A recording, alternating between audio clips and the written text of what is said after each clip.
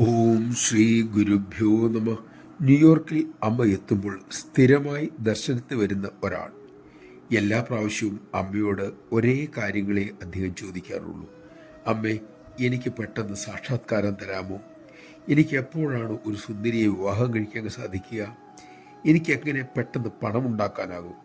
ഇതേ ചോദ്യങ്ങൾ അമ്മയോട് തർജ്ജമ ചെയ്തു കൊടുത്ത സ്വാമി ഒരു പ്രാവശ്യം അദ്ദേഹം ദർശനത്തിന് വരുന്നത് കണ്ടപ്പോൾ പറഞ്ഞു, അമ്മേ, കേടായ ആ റെക്കോർഡർ വരുന്നുണ്ട്.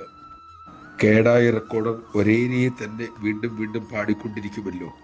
അമ്മയ്ക്ക് കാര്യം മനസ്സിലായി. ഉടൻ അമ്മ ആ സന്യാസി മോനെ ഉറ്റുനോക്കിയിട്ട് പറഞ്ഞു, ആധ്യാത്മികത മറ്റുള്ളവരുടെ ദുഃഖങ്ങളും പ്രശ്നങ്ങളും അറിയലും ഉൾക്കൊള്ളലുമാണ്.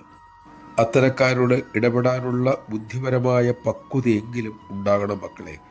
അതിനുള്ള ക്ഷമയില്ല എങ്കിൽ അമ്മയ്ക്കായി തർജ്ജമ ചെയ്യാൻ മോൻ അനുയോജ്യനല്ല.